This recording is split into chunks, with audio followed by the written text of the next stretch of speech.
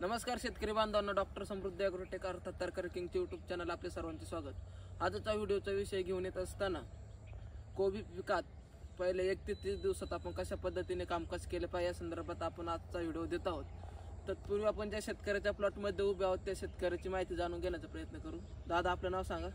महेश शिंदे, महेश गुलाब शिंदे। गाव? रानमळा, कडूस तालुका? खेड तालुका, पुणे जिल्हा। आपला मोबाईल नंबर? 74 99 44 74 57। तर मित्रांनो, आपण कशा पद्धतीने कोबी पिकात 1 ते 30 दिवसात कामकाज केलं पाहिजे, तर आपल्याला सर्वप्रथम लागवड झाल्यानंतर आंबवणीला आपल्याला पाण्याच्या माध्यमातून आंबवणीला आपल्याला ॲप्लिकेशन द्यायचे। सर्वप्रथम जायटॉनिक एम किंवा चांगला बुरशीचा प्रादुर्भाव जमिनीमध्ये असेल तर रोको किंवा ट्रॉफीचा आपण 98% ह्युमिकचा वापर करू शकतो रोकोसोबत। त्यानंतर आपल्याला चिंबवणीला साधारणतः आपण दुसरं पाणी देतो।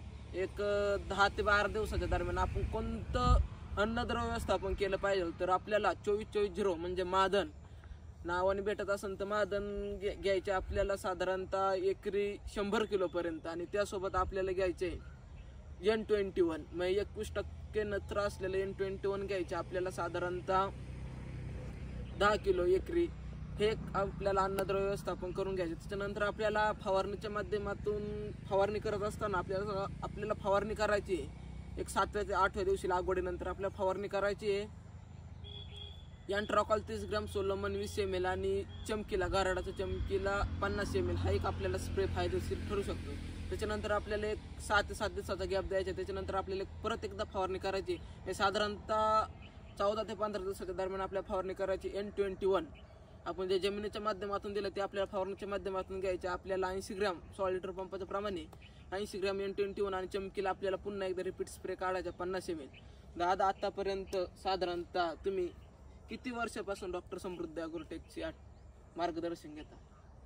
मागचे 2-3 वर्षापासून घेतोय मार्गदर्शन। आता तुमचे भोपळ्याचा पण प्लॉट डॉक्टर समृद्धी ॲग्रोटेककडे आहे। एकंदरीत त्या प्लॉटमध्ये तुम्हाला झालेला फायदा पाहून तुम्ही आता कोबी पिकाचा पण प्लॉट डॉक्टर समृद्धी ॲग्रोटेककडे दिलेला आहे। दुधी भोपळे पिकात तुम्हाला काय फायदा झाला? भोपळ्यात फायदा असा झाला की रोज म्हणलं तरी तोडायला लागतंय। 2च पुड्याची लागवड आहे, रोज म्हणलं तरी 7 ते 8 बॅगा रोज निघतात। 7 ते 8 बॅगा। तुम्हाला मी एक फॉर्म्युला दिलेला होता, तुम्हाला म्हणलं कोणतंही औषध माल वाढीसाठी आपल्याला काम करणार नाही, पण तुम्हाला एक मी फॉर्म्युला दिलता, एक 5G कटिंग सांगितलेली। 4G किंवा 5G कटिंग आपल्याला भोपळे पिकामध्ये मी तुम्हाला सांगितलं। त्या कटिंगचा तुम्हाला काय फायदा झाला? त्या कटिंगमुळे प्रत्येक जो फुटवा झाला त्या प्रत्येक फुटव्याला 3 ते 4 कळ लगेच आहेत। 3 ते 4 कळ भेटल्यामुळे तुम्हाला उत्पादनात वाढ झाली। त्याचा अनुषंगाने तुम्ही कोबीचा पण प्लॉट हा डॉक्टर समृद्धी ॲग्रोटेककडे दिलाय, त्यामागचं रिझन काय आहे? रिझन एवढंच की उत्पादन वाढते आणि चांगल्या क्वालिटीचा माल मिळतो। आता दुधी भोपळा मार्केटमध्ये गेल्यानंतर काय तुम्हाला ग्राहकांची पसंती काय वाटते? ग्राहकाची बाकीच्या मालापेक्षा पहिल्यांदा हा आपला माल उचलला जातोय आणि चांगल्या भावात त्याच अनुषंगाने तुम्ही कोबीचा पण प्लॉट डॉक्टर समृद्धी ॲग्रोटेककडे दिलेला आहे। एक तुम्हाला एक प्रश्न राहील शेवटचा, तुमचं वय किती साधारणतः? 40 वय।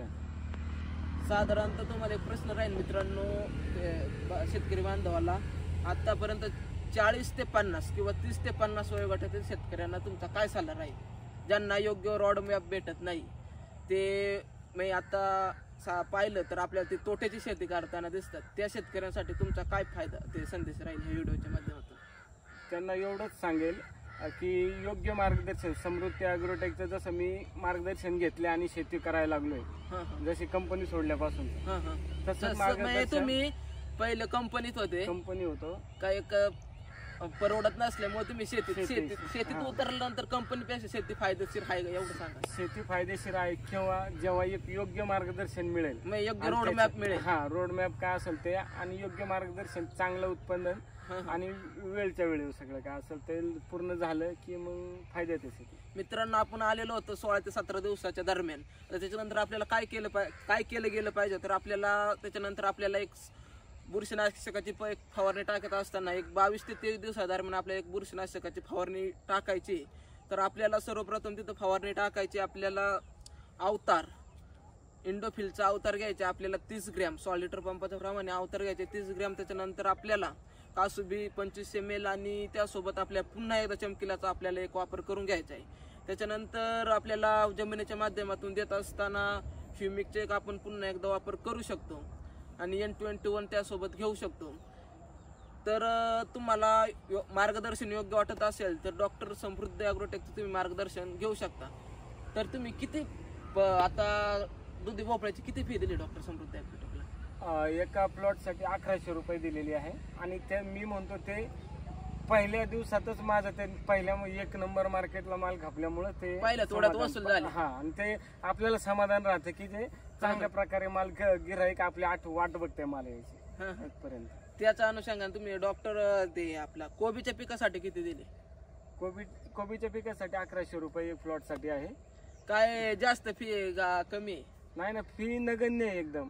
ज्या पद्धतीनं उत्पादन होतंय आणि माल आपला चांगला बनतोय त्या पद्धतीनं नगण्य. तुम्ही पण या रानमाळ गावातील 2-3 शेतकऱ्यांना माझा कॉन्टॅक्ट नंबर दिला, त्यांचे पण मला एक भेंडीच्या संदर्भात फोन कॉल आले, कांद्याच्या संदर्भात आले.